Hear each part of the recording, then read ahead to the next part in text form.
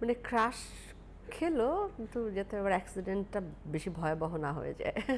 এখনো সেই জয়া আহসান একই রকম আছে, এটার রহস্যটা আসলে কি? কিভাবে নিজেকে রাখছেন এভাবে ধরে? দর্শক মনে একই রকম আছে, আমি তো মোটেই একই রকম নেই। সময় গেলে সবাই যেহেতু বদলায়, আমিও বদলেছি, তো অবশ্যই। আর বয়স বেড়েছে, অভিজ্ঞতা বেড়েছে। আর অভিজ্ঞতার একটা সৌন্দর্য আছে, বয়সের একটা সৌন্দর্য আছে। সেটাকে মেনে নিয়ে সেটার মতো করে কাজ করছে, আর তো কিছু না। আর কোনো, আর কি থাকবে বলুন? আর কিচ্ছু নেই এর বাইরে। চেহারায় পরিবর্তন আমি কিন্তু দেখি না যে চেহারায় পরিবর্তন আসে তাই? না না, আগে কি সুন্দর ছিলাম, এখন পচা হয়ে গেছি দেখতে। পচা না, এই বয়সে এটাই ঠিক আছে।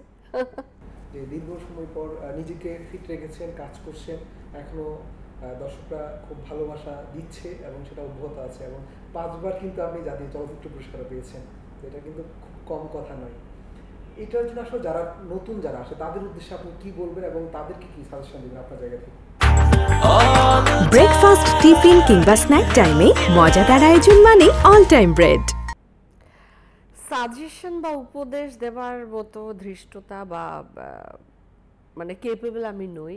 সবাই সবার মতো করে জায়গা, ওয়ে আউট বার করে নেয়, যেমন আমি আমার মতো করে বার করে নিয়েছি। আমি জানি যে আমি কাজ করতে চাই, যেই জন্য হয়তো অনেক দিন ধরে অল্প অল্প করে, কিন্তু অনেক দিন ধরে আমি নাগারে কাজ করব, সেই জিনিসটা মাথায় রেখে সামনে যে চ্যালেঞ্জ এসছে সেটা মোকাবেলা করে আমি কাজ করে গেছি। আর এখন তো আসলে সেলিব্রিটি হওয়াটা একটু বেশি সহজ। হাতে একটা প্রযুক্তি থাকলে, ক্যামেরা থাকলে এবং সব কিছু থাকলে এখন আর খুব গুণ বিচারে লোকে যায় না। এখন ভিউ টিউ কী কী সব ওগুলো সমস্ত আছে, কিন্তু তার বাইরেও আমার মনে হয় এসব কিছুর বাইরেও যাদের সত্যিকার ট্যালেন্ট আছে আর যাদের ধৈর্য আছে তারা এমনিতেই থেকে যাবে।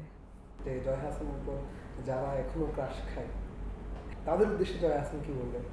মানে ক্রাশ খেলো, কিন্তু যাতে আবার অ্যাক্সিডেন্টটা বেশি ভয়াবহ না হয়ে যায়। এটাই বলবো, আর কি বলবো। Thank you. ভালো থাকবেন, থ্যাংক ইউ।